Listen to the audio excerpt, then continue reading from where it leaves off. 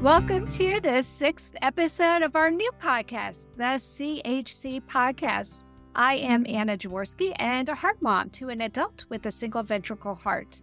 I have another co-host with me today, probably my favorite co-host in the entire universe, my husband, Frank Jaworski.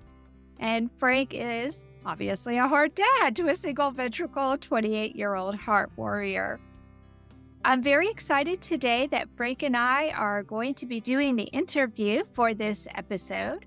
And I have a producer, Annie Olchek, will be our producer for today, and she'll be back at the end of the meeting. Let's go ahead, Frank, and I'll let you get started with the program. Today's town hall meeting deals with being a dad. With this being June in the United States where we celebrate Father's Day, we felt it was especially appropriate to discuss fatherhood in the Congenital Heart Defect or CHD community. With me today are three guests. Chris Harris is the father of a baby born with double ventricle or DORV. Michael McKelvey was born with a congenital heart defect, and he and his wife welcomed a heart-healthy son into the world just a few months ago. And our third panelist is Dylan Hendricks.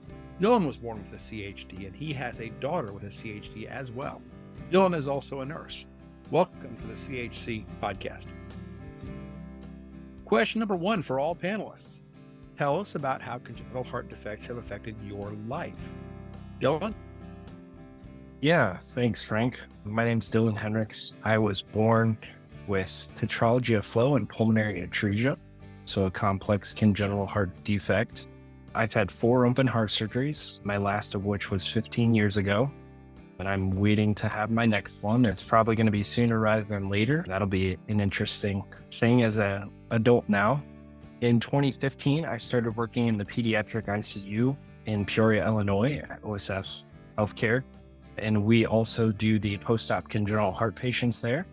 So I worked as a nurse taking care of patients just like me for about 5 or 6 years until my second daughter, Ruth, was also born with a congenital heart defect. She was double outlet right ventricle with interrupted aortic arch. She's 2 years old now, doing great. She's had 3 open heart surgeries, still some questions and possibly more surgeries. Hopefully we're all done. With congenital heart defects, you never know. CHD has been a big part of my life.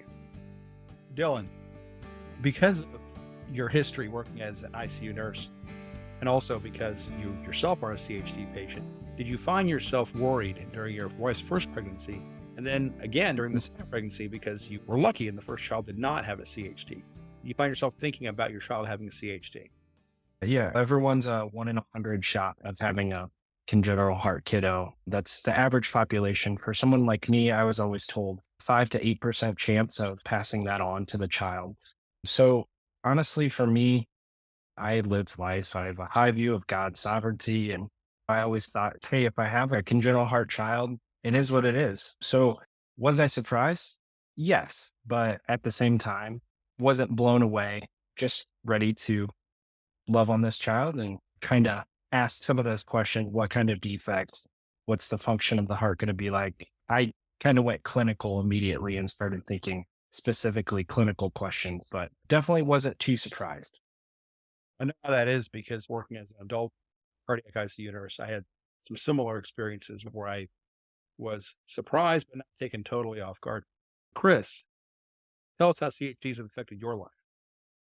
Right off the bat, we were thrown into the CHD world with our son. He absolutely has gone through so much more than probably I'll ever go through, but becoming more educated about CHD, especially his being double outlet right ventricle, a lot of education throughout the hospital visits, the hospital stays, and then the continual visits that we have with checking up on hearts, making sure that all other systems are working well. And so far, he's almost a year old. We're looking good. Good to hear. Michael, how has your CHD affected your life and your relationship with your wife? First of all, I just want to thank Frank and Anna for allowing me to be here today. CHD, you're born with. So I think one of the biggest things is growing up as a kid, you just want to play. You just want to have fun. You're a sponge. You soak everything up. I think physically and emotionally, I think it takes a big toll, especially as a young child growing up, having so many surgeries and really not being educated by parents and doctors on what really is going on. So I think it's affected my life personally, I think more mentally than anything and emotionally. Physically, you got to watch what you eat. You have restrictions. So overall, I think it's a big challenge. So, Michael, you and your wife have a heart healthy child. When your wife was pregnant, did you worry about the possibility of having a child with CHD? And did you have ultrasounds looking specifically for that? Believe it or not, I wasn't concerned. I hoped for the best and everything. So I was hoping that my son would be healthy. Deep down, you just want your kid to be healthy. So I wasn't concerned, but we had to have more tests than usual. We had to do more ultrasounds. We had to do a fetal echo just to make sure it doesn't run in the family. So overall, I wasn't concerned, but yes, there were more tests that had to be done. And you just want your baby to be healthy. So I'd like to ask Chris what your reaction was when you learned that your child had multiple CHDs. We initially found out there was going to be CHD and other heart problems with Jensen at our 20-week scan. So there's very early on. You go into a pregnancy with certain things in mind as far as how everything's go, coming home after the birth, and especially for my wife, that everything was just a big shock. And so educating ourselves, learning more and more about what DORV is and trying to be as knowledgeable as we could on it really helped us out. But it was definitely an initial shock, and just trying to go from a standpoint of having the best outlook and then taking it step by step, visit by visit to the hospital, and just waiting to welcome the little man. I was so surprised when our mutual friend, Steve Gambickler, contacted me to let me know that you were facing this in utero. And he asked if it was okay for him to give you my phone number or vice versa. And I remember contacting your family and just hoping that I could paint a picture of hope, because I know when our son was first diagnosed that it's such a shock to find out that your child is going to have a life-threatening problem, and it's so easy to feel isolated. Did you feel very isolated or alone when you first got that diagnosis? I think that initially, yes, there was a lot of outreach. You reached out to us, and we're very thankful for that. The messages you sent really kept us going. And I think that you had pushed me to go out into the Facebook groups or even groups within the hospital system to find other fathers who were going through the same thing. And so thankfully there was a group there. We got together to watch football, the easiest thing to sit down and look at. But it was good to finally get that connection, bounce ideas off of other people, and just hear each other out, because there's similar things that people are going through. And then there's other things that maybe you didn't think of that help you have a little better outlook on your situation. I love it that you got a chance to sit down with people and just watch football. But this wasn't your ordinary group of sports fans. All of you were able to put on the back burner for a little while that you had a child with a life-threatening illness, and you could just be men together and watch a game together. I love that story. I think that's amazing. Michael, as a CHD who's had 4 surgeries, when you found out your wife was pregnant, what fears did you have about your unborn child? I think for me, I didn't necessarily fear anything for my child's health, but for my health, I have to be the best dad that I can be. So, being that I had 4 open hearts and being that you have a congenital condition, it never goes away. So, I think one of my biggest fears is my personal health. So, I know I have to buckle down and really be the best that I can be so I can be in my child's life. I love that. That's such a great response. And you're so right. And really, shouldn't everybody think that way, Michael? I think we should all try to be the best we can for our kids. But the fact that you know that your health is a little bit more tenuous than somebody else who doesn't have problems with their heart, that makes so much sense. Absolutely. Dylan, what was your reaction when you learned that your child had multiple congenital heart defects? Yeah, I was actually working that day up on the PICU taking care of a rather complex congenital heart defect kiddo. And my wife went in for her fetal echo. So I came down quick for the scanning part, not expecting anything out of the ordinary, just expected it to be like our first kiddo. And I know the doctor, I know the echo tech, I work with them, and she's doing the scan, and I can kind of see her struggling to find the aorta. And I was like, hey, Alyssa, would you tell me if something's wrong? She goes, still, I can't tell you that. And I was like, okay, I got to run back upstairs and be with my patient. Call me if you need anything. And I get a call about 8 minutes later from the cardiologist. And I answer the phone and she goes, Dylan, where are you? And I go, I went back up to the floor. And she goes, you need to come down here. And I looked to my charge nurse because they knew why I left the floor. And I was like, they're telling me to come downstairs. And we both looked at each other, and she's got a congenital heart kiddo too. So she gave me a hug and I went downstairs. And the first thing I said to the cardiologist, my wife was getting cleaned up in the bathroom, getting all the jelly off from the ultrasound. And I go, is it interrupted aortic arch? And she goes, how did you know?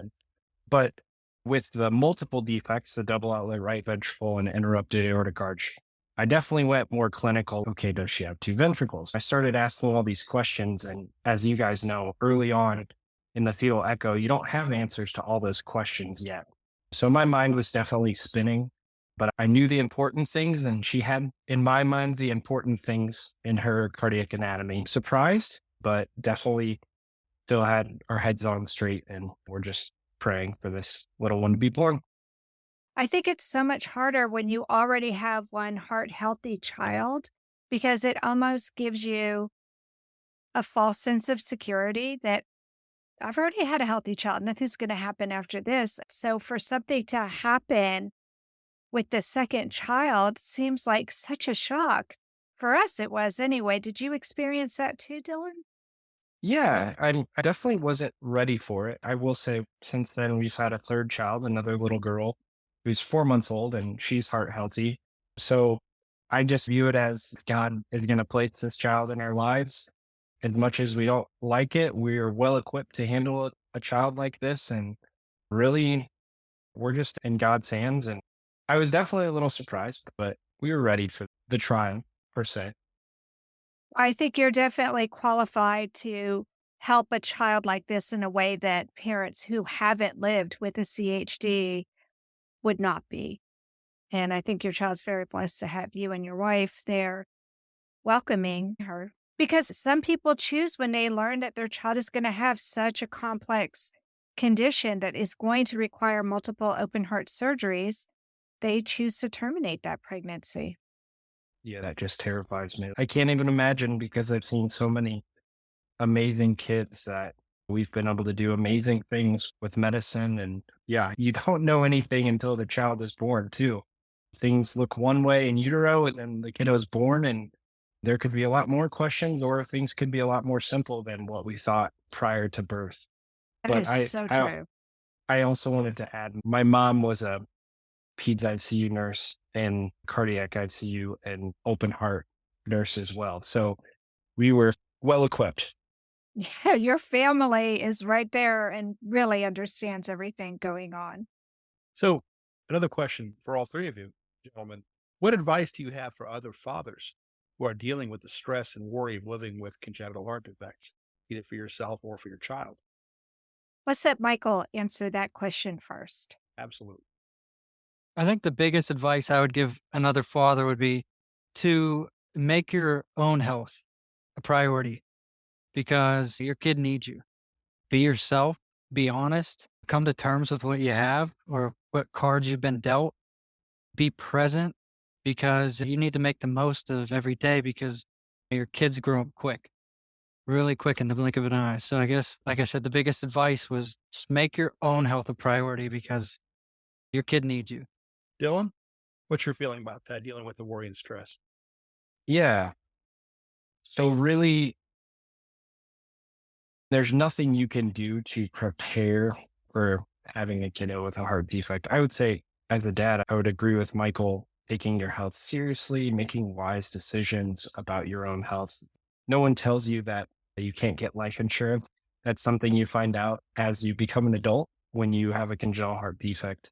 So that's definitely a worry that could easily stress you out. What if something happens to me, and how will my family be taken care of? But at the end of the day, we might be more fragile per se than the next person, but someone's always got a worse diagnosis than us. And I think if we step back and put things in perspective, we have a child in our hands and the opportunity to care for them and love them. Yes, they're special. Yes, it's going to be hours and nights and days of possibly tube feeding and waiting in the OR waiting room for 12 hours, thinking that everything's better and you're done with surgeries, and then come to find out you got to have another heart surgery. Just present that child to God with open arms, and all we can do is pray and love this child well.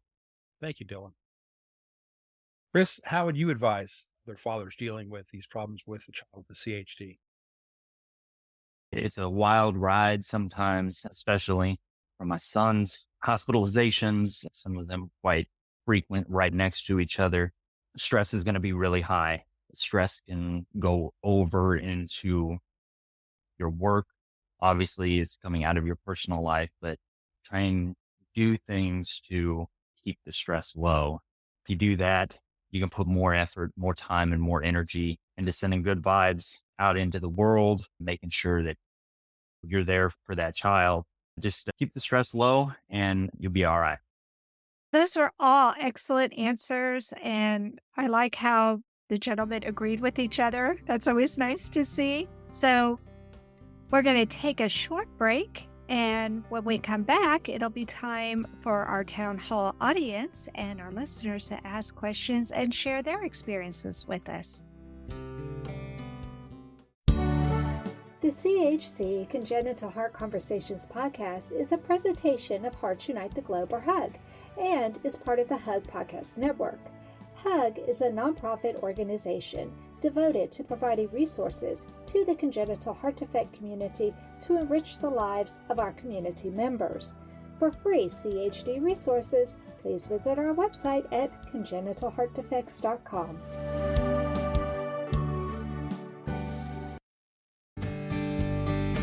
You are listening to the CHC podcast. If you have a question or comment that you would like addressed on our show, please send an email to Anna Jaworski at anna@thechcpodcast.com. That's anna@thechcpodcast.com. Now, back to the CHC podcast. We're talking about fatherhood in today's town hall meeting, and now our audience is able to share their experiences or ask questions of our panelists. Annie, do we have any questions from our audience members? Yes, as a matter of fact, we do. We have two. First from Megan. What are your hopes for your child for the future? Chris, would you like to start? Sure. Yeah. For Jensen, really the hope is that he can go through all the surgeries that he needs and that he can lead the way on activities that he can do. We don't want to hold him back on anything.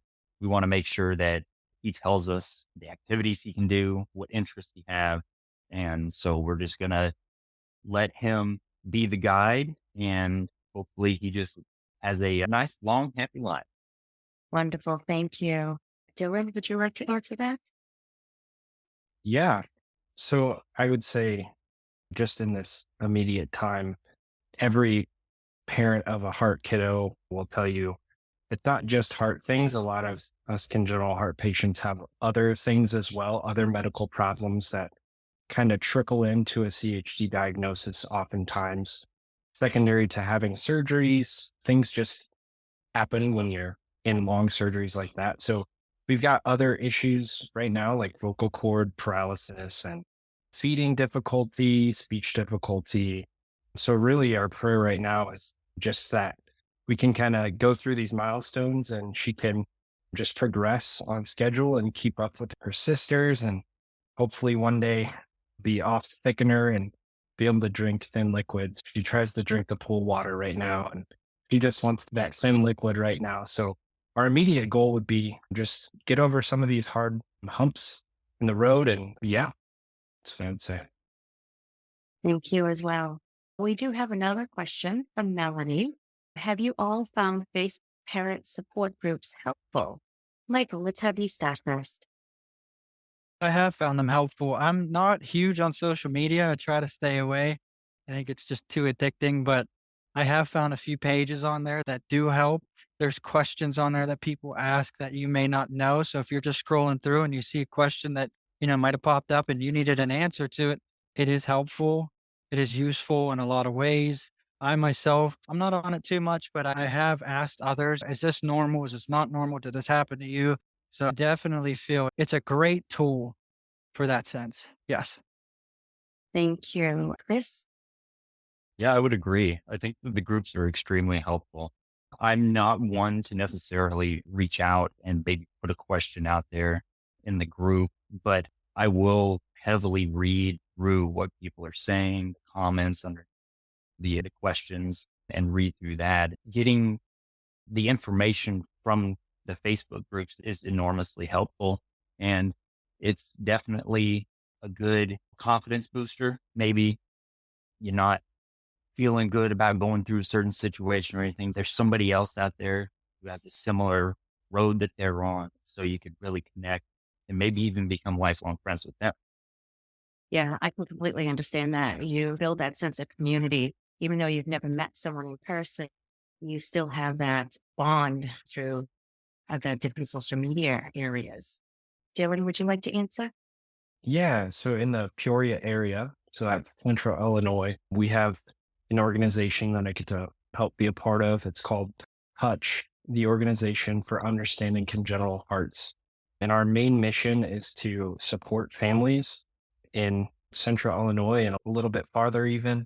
And social media is one of the main ways that we connect with those families. But once a year, we do a walk and a picnic where all the families come together. And really, our mission is to just do life together, as you said, and be a listening ear when things get really difficult, which can happen often. But yeah, social media is a great thing. I'm a little more old school. I like to pick up the phone and just talk. So that's a way to connect with families. Yeah, I can understand that too. I actually had a question myself for the person who said not being able to get life insurance. For myself, as a congenital heart patient with HLHS and many other anomalies to go with that, I do have life insurance and I get it through my work. I don't have best plan, but I'm able to definitely get a plan so that it can help, if something were to happen to me. Is that an option that any of you have looked into? Yeah. Yeah. I should have been more clear with that. So every employee at most companies, you get that base life insurance that doesn't require a history and physical. My hospital provides it's a decent amount of money, basically like 1 year's salary. But to get a larger plan, when you have to do a history and physical and see a doctor, pretty much get denied every time. But yes, definitely through your employer is about the only route you can really go. Yeah. Yeah. I'd like to share a story. And this is specifically for you, Dylan, and Frank. Feel free to jump in and add your experience as well. Our child had the Fontan procedure at 10 months of age and went in saying, Mama, bye bye, Dada, and came out with paralyzed vocal cords and a partially paralyzed diaphragm. And I just want to give you some help, Dylan. It took a long time. And I ended up teaching my child sign language because he was having temper tantrums when he was usually such a happy-go-lucky child. Luckily, his receptive language skills were fine. So he understood everything that was being said to him, but he could not express himself because of the paralyzed vocal cords. And we were told that since the diaphragm was partially paralyzed, they didn't know if that would be permanent and if he would permanently be on oxygen. But he did recover the use of his diaphragm. And with many months, and I would even say years of speech therapy that was provided by me and assisted by his older brother, he was able to regain the ability to speak, and even at the age of 8 to be on the stage at our local civic theater performing a play with his brother. That's awesome. We're in the terrible twos to begin with. And then on top of that, not being able to express herself. She is so wicked smart, always knows what's going on, but does a lot of pointing right now. My wife is great about teaching her some sign language, and it's so cute when she communicates via sign language now. And she's starting to pick up some words. It's very grunty, but definitely not being able to express herself is the main source of her frustration. So we're definitely in the thick of that right now. Yeah, it's really frustrating for us with Alex. All he would do was point, and for a little while it was or mama, and that was it. I used to be a teacher of the deaf and hard of hearing, so I Wow. feel very Wow. comfortable with sign language. And even Frank understood basic signs from me having deaf friends come around and hang out with us. And because I had been a teacher of the deaf, when I got pregnant with Joey, I was used to signing all the time, all day long. So my heart healthy son, his first intelligible word was actually in sign language. And he was very comfortable with me signing. And that was a good thing for Alex, except Alex did not want to sign and actually got angry with me. But I think it opened up his understanding that he needed to produce different sounds. And so finally, it did take a lot of effort, but he finally was able to start differentiating between different sounds. Frank, did you want to add something to that? Actually, it's a separate issue. I wanted to ask Dylan.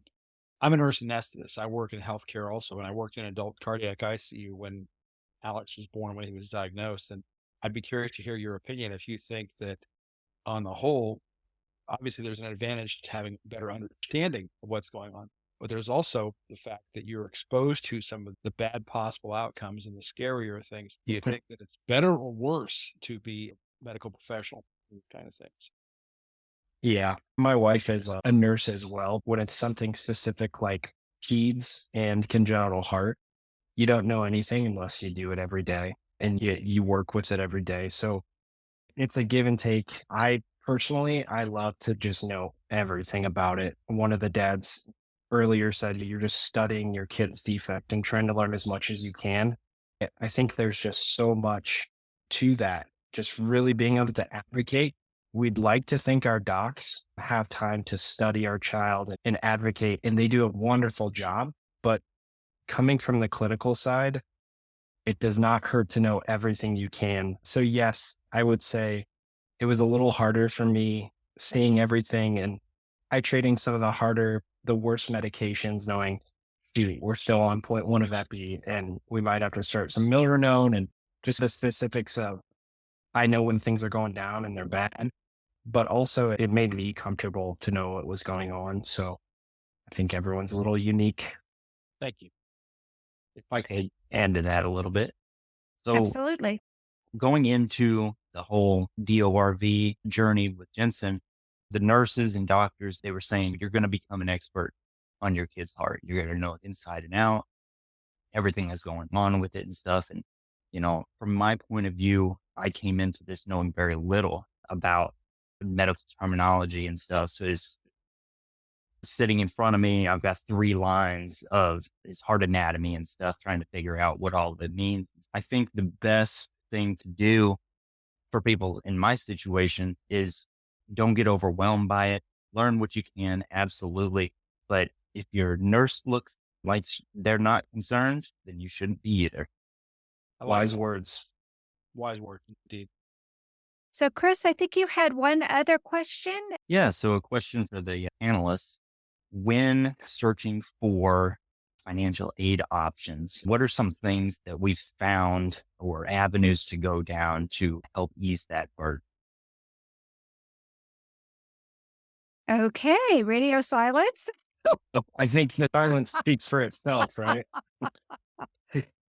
Oh my gosh, Uh, it's so funny. I put this question out there just for any parents or patients who might have those questions. At least from my experience, always go through the hospital first. They have really great contacts throughout the community and even within the hospital system themselves. So that would be the first place that I would start looking. Yeah, I would say, Chris, when I was a kid under my parents' insurance, our deductible for an echo was $20. Now I work at a hospital, have quote unquote wonderful insurance, and my deductible for my yearly echo is $900 out of pocket. So doing the math between my daughter's yearly echo, or more than yearly now, but good yearly echo and my yearly echo, that's $1,800 a year for, let's say, 30 more years, 25 for her under our insurance, but thousands and thousands of dollars. So I don't think there's sadly, nothing miraculous we can do, but we definitely save. We anticipate it. We know what to expect for the most part.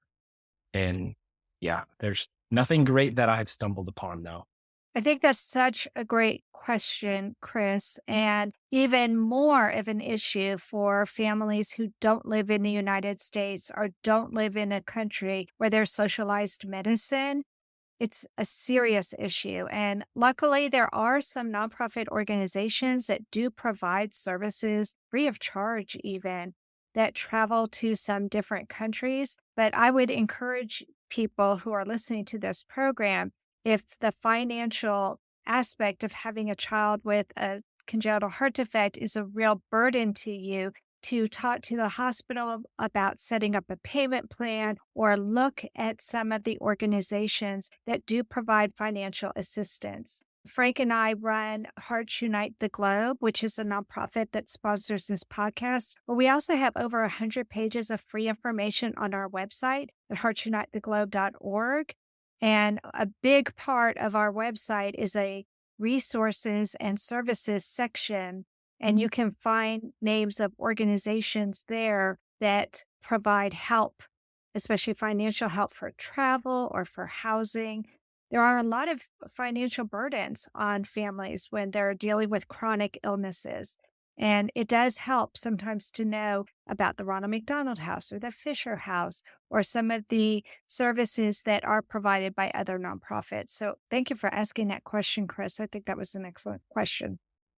Anna Jaworski has written several books to empower the congenital heart defect or CHD community. These books can be found at Amazon.com or at her website, www.babyheartspress.com. Her bestseller is The Heart of a Mother, an anthology of stories written by women for women in the CHD community. Anna's other books, My Brother Needs an Operation, The Heart of a Father, and Hypoplastic Left Heart Syndrome, a handbook for parents, will help you understand that you are not alone. Visit babyheartspress.com to find out more. This content is not intended to be a substitute for professional medical advice, diagnosis, or treatment. The opinions expressed in the podcast are not those of Hearts Unite the Globe, but of the hosts and guests, and are intended to spark discussion about issues pertaining to congenital heart disease or bereavement. Welcome back. We had such a great town hall meeting with the second segment. Usually in the third segment, it's the co-hosts and the co-producers who have a chance to have a conversation, but we had two audience members who didn't get to say anything. So I've invited them into this third segment. I'm so excited to introduce Megan Tones. Megan and I have been working together since 2015, and she has been an awesome script writer for me for Heart to Heart with Anna, and she's always helping out. She's also the co-editor for our upcoming book called The Heart of a Heart Warrior. So welcome to the CHC podcast, Megan. Thanks, Anna. And then Melanie Letzer is one of our newest volunteers. She has been doing social media for us, and she is a heart mom. And I'm very happy to welcome you, Melanie. Thanks for having me. So let's get started. I'm going to ask the first question of you, Frank, and that is, what surprised you most about this episode as a veteran heart dad? As a veteran heart dad, I've been doing this for 3 decades now. I've talked to a lot of heart dads, and there's a variety of experience and a variety of response to dealing with this. Some people are just blown away by it, and the fear is overwhelming, and some people just roll with it the best they can. It sounds to me like Michael and Dylan and Chris all have great family support, which is terribly important. And I was delighted to see how all in their own way worked to understand what was going on and work to share the burden with their families too. They seem like they are the best version of a heart dad, what I've seen. I know. I was so surprised at how mature and how knowledgeable they were. I feel like when we found out almost 30 years ago, even though we were in our early 30s, I don't feel like I had as good a handle on our child's condition as these fathers do. Do you, Frank? No. And again, I was lucky in that I was an adult cardiac nurse in the ICU. Still, I didn't, as Dylan said, unless you work with pediatric hearts all the time, a lot of it's new stuff. It's very new concepts and very new things to deal with.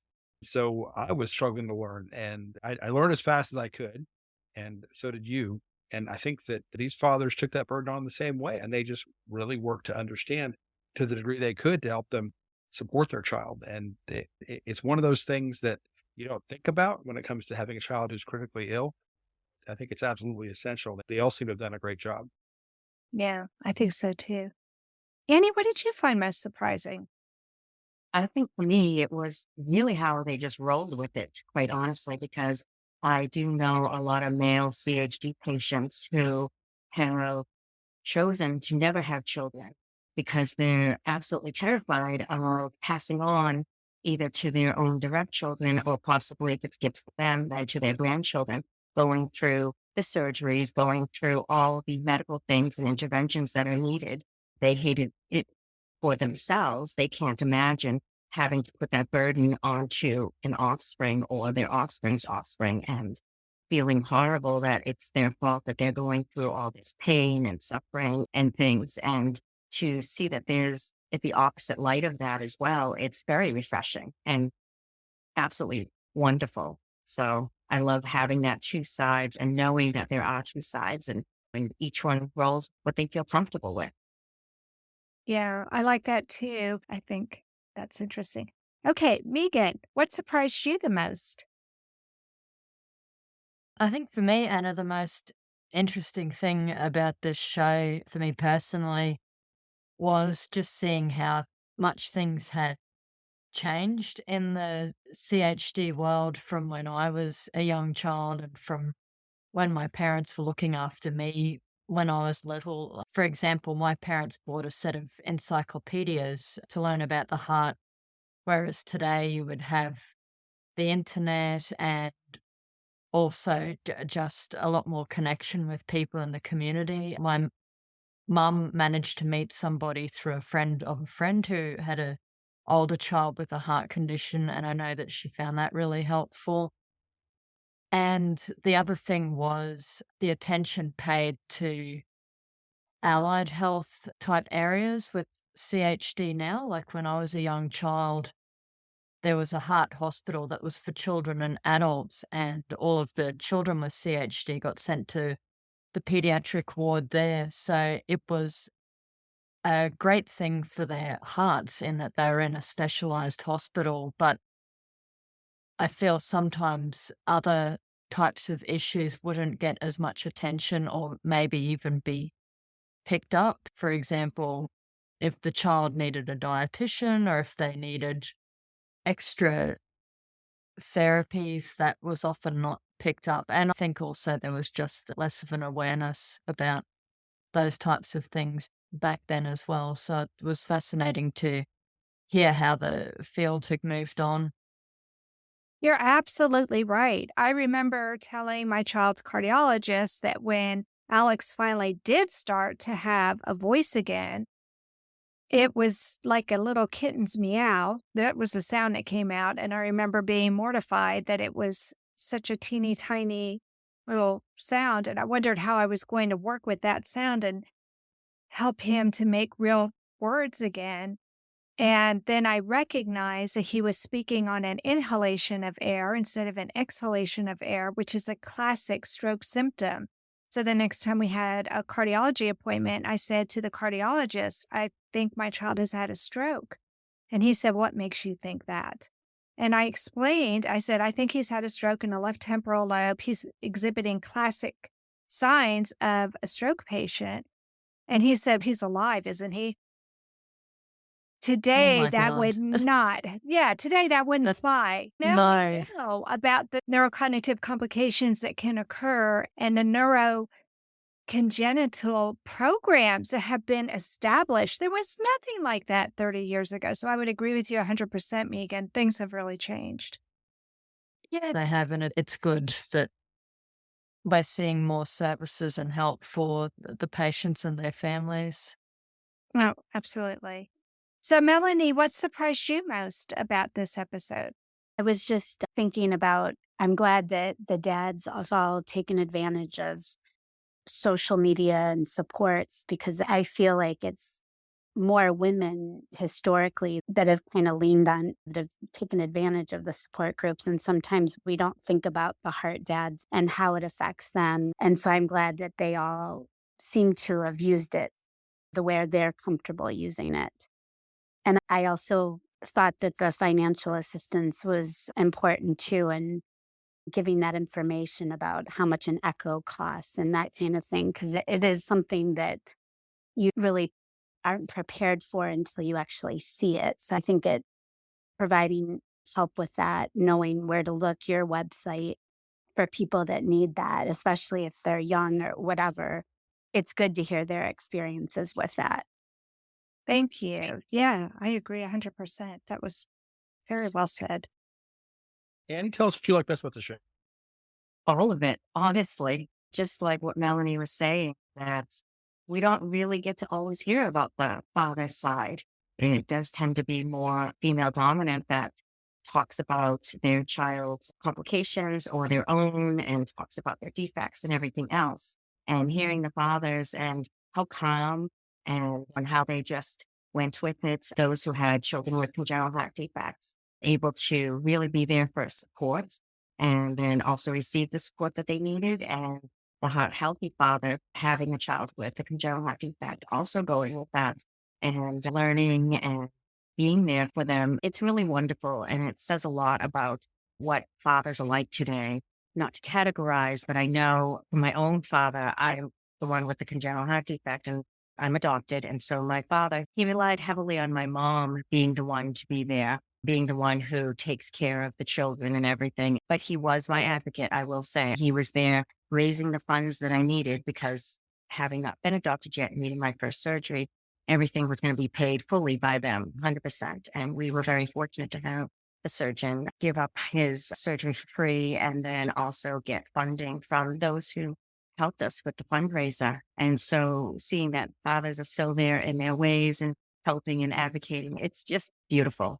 Annie, I think you're absolutely right that men and women handle these kinds of things differently. And sometimes men feel that their role is to be the one that makes sure that you have the funding and the insurance and the safe and secure home, while the mother is the one who does more of the direct care. Not to be stereotypical, because there are obviously great varieties and ways of rules that are shared. And sometimes it's the mother who works and provides the insurance. But about men specifically, you said how the women will get more active in social media, at least as far as what you've seen. I think the story that was told earlier about the fathers getting together to watch football together, I think that's a little more of the flavor of how men will support each other. Is they want to be together, but not necessarily to talk about the CHDs. And they probably prefer smaller groups. And I think it's the nature, the flavor of fathers versus mothers in terms of caring for their kid. And there are differences. And that's why it's good to have this kind of show where we talk about fathers specifically and how they handle these things. Yeah, I couldn't agree more. I agree, Frank. I think that's one of the things that I learned when I put together the book, The Heart of a Father. I had already put together a book called The Heart of a Mother, and the mothers shared their stories. And the things that the women wanted to talk about versus what the men wanted to talk about were very different. And it really did help open my eyes regarding how different the men handled the situation. They were just as loving, they were just as supportive, but they looked to support the children and the family in a different way than the mothers did. So I'm really glad we had a chance to have this show where the men could voice their stories. So, Megan, what did you like best about the show? I feel like a lot of the things that I could say have already been said, Anna, but one thing that I did enjoy was, how do I put this? I feel like in the social media and in culture, that there's a lot of negative stereotypes about dads, particularly when I was growing up. You'd hear a lot of things about dads being lazy or doing things wrong. And I think that it's always good to, and always important to really challenge those stereotypes. And I think that the dad stories here today, I feel that Annie and Frank have already explained it best. But I think that having this show out as a resource, that it provides a good model for new dads who may be in the situation where their child has been diagnosed with the CHD or another condition, in terms of how they can best support and advocate for their families and also take care of themselves. And one other great thing is that while I was listening to these stories, I was thinking about when I was growing up and the sorts of things that my dad would do for me. So he would come to the hospital and read me stories or tell me stories at night and things like that, because it's very scary being in the hospital as a young child, particularly at night time. You're there by yourself, your family's gone home. So often my dad would stay there for as long as he could or until I went to sleep. And I think that was a memory that was very strong for me and something I thought of listening to this show. And I think that all of the dads here on the show are doing a fantastic job, and that's something that really needs to be acknowledged. And I think that this show does that. I'm so glad you shared that. I hope you'll share this show with your parents when it goes live later in June, because I think your dad would appreciate it. I think so too. I think so. Melanie, what did you like best about the show? I found it really interesting getting Dylan's perspective and Frank's, just since I'm in healthcare as well, being able to listen to other providers speak about their experience and how, when Dylan was talking about the Millerone and all of that, just knowing that you're giving your babies these big medications when you know the side effects and everything. I think it can be so overwhelming, but I thought he did a great job explaining that. Thank you so much, Melanie. I appreciate that. Friends, this has been an amazing episode. Frank, did you want to say anything else before we close? Just that I'm fortunate to be married to you, that brings me into these situations, and fortunate to know the people that I do. If I were a hard dad and my wife were not involved in this sort of organization, I wouldn't have the opportunity to speak to people who have such diverse but unified experiences. And it's a delight. And I'm glad to have met all of you. I think we should probably add at some point for Father's Day, behind every good heart dad is an even better heart mom. So we all know that's true, Frank. Absolutely. I agree. Okay, you get lots and lots of brownie points for that, Dylan. That was My beautiful. wife's in the other room, so I absolutely love it. This has been so much fun, and the time went by way, way too fast. But thank you all for joining us today, Chris and Dylan and Michael. You all were excellent. I want to give you some applause here. You were so wonderful. Thank you so much for coming on the program today. thanks, Anna. Thank you. Thank you. And Annie, thank you so much for being a producer. I really appreciate having you helping us keep everything going. You're welcome, and thank you for letting me be there. And of course, thank you to Megan and Melanie for being part of the town hall meeting. This is awesome. I just love having our volunteers be able to have a chance to be part of the podcast. So thank you, Megan and Melanie. Thank Thank you, you. Anna. I couldn't end the show without saying a very special thank you to Frank for being the best heart dad I've ever known and for being my co-host today. It's always a pleasure, Anna.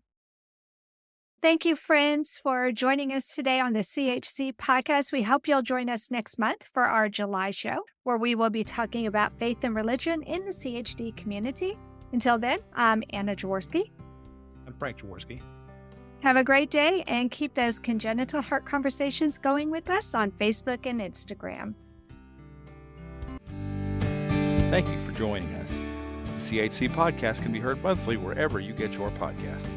Visit us on Facebook or Instagram to continue the conversations. Join the Hearts Unite the Globe Patreon group and become part of our town hall meetings. It's simple. Just visit www.heartsunitetheglobe.org and select the tab that says Donate to Hug with Patreon. Then you too can be part of the conversation.